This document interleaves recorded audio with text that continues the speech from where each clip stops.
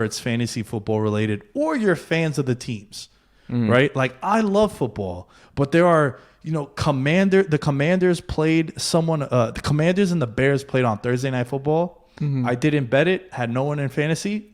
I didn't watch it. But if I did bet it, I'd be watching. So it's just, you're seeing these leagues are embracing it because it's helping the bottom line. It's helping ratings and viewership. And those are some of the next dominoes to fall in this industry. How far do you think the U.S. men's national team goes? You're all in. The timeline is all USMNT for you, Nick. How far do you think they go?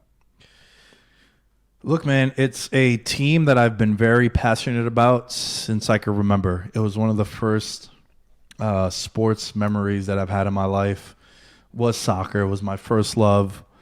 It was a way that my father and I bonded and continue to bond. I was actually on the phone with him before we started recording. We're just talking about the World Cup because it's like the first major tournament that us two won't watch together. It was always a way where we can like bond over it because all these games are played overseas and you have unique start times, So we would come home from work and we'd watch the Euro Cup. We watch the World Cup. So I've always followed the men's team, and this core. Now I don't know when you're going to post this. Tomorrow. So maybe, yeah. So in regards to like the Netherlands, I think they could beat the Netherlands. I think it's a very favorable draw. We've been playing really well, man, like really, really well. And we're creating chances. Our midfield is very dominant. And I don't want to get too nerdy with it, Chase, but I'll explain it to you for you to understand and for your listeners to understand that might be tuning in just because of the World Cup. The issue with the soccer in the United States is this. We value the education system here. I'm not saying it's a bad thing. However, in Europe, if you're 13, 14 years old and you have talent, you're going into a youth academy. And at 18, you're on the men's team, maybe even younger. Where 18 here, you're in high school, then you have to go to college because if you and your plus one have a kid, and at 14 years old, they're a wonder kid in soccer or 10 or whatever it might be. And you turn to your friends and you go, you know what? Chase Jr. is really good at soccer.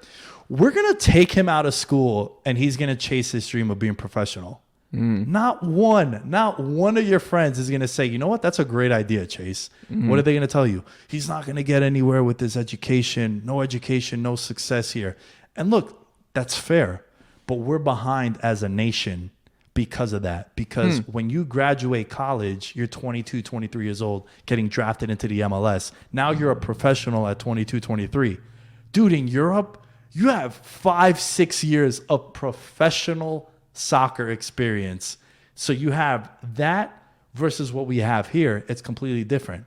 Fast forward to this crop of players right now. The game against Iran was the first time in men's soccer history at a World Cup we didn't start one player from the MLS. All our guys are playing overseas in very, very good leagues, the cream of the crop. They're playing in Spain in La Liga. They're playing in Serie A in Italy. They're playing in the English Premier League. So, dude, even 10 years ago, not even, the last time they were in the World Cup in 2014, when you take the field and you see Cristiano Ronaldo, you see Germany, you see these like mega star players and you're like, oh my God, I'm on the same field with them. It's a culture shock. It's the gap is really wide. But now, dude, all our guys are playing in these leagues. They see Messi, they see Ronaldo every week.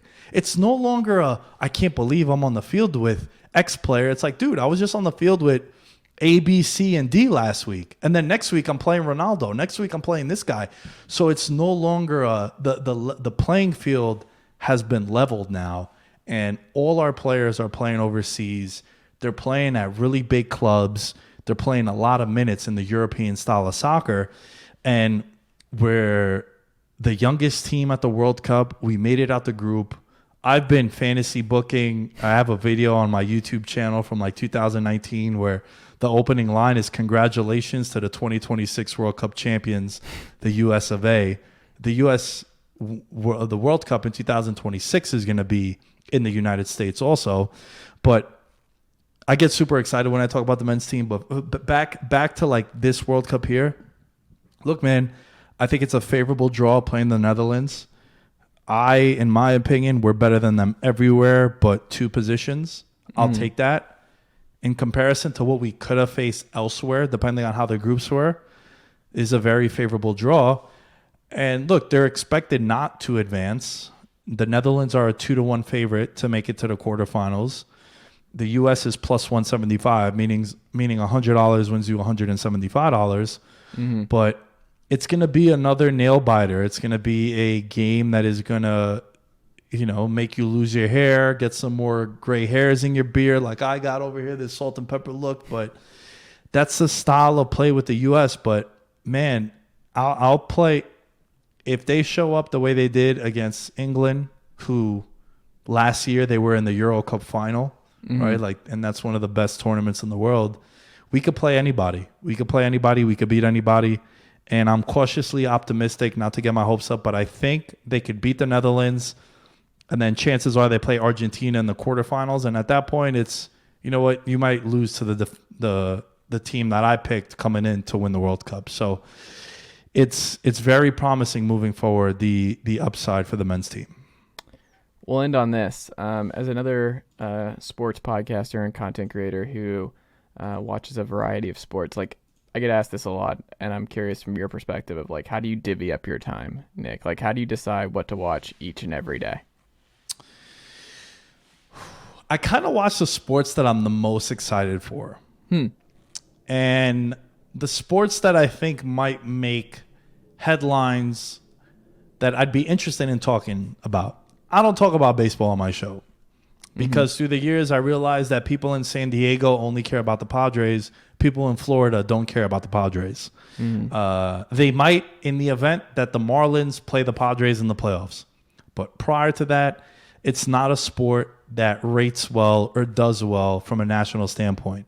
And like I said, I'm a general podcast. I like approaching baseball conversations like, dude, $400 million for a pitcher? Like, that's crazy. And I'll have a buddy of mine who's a big baseball fan come on and tell me like, dude, he's playing 40.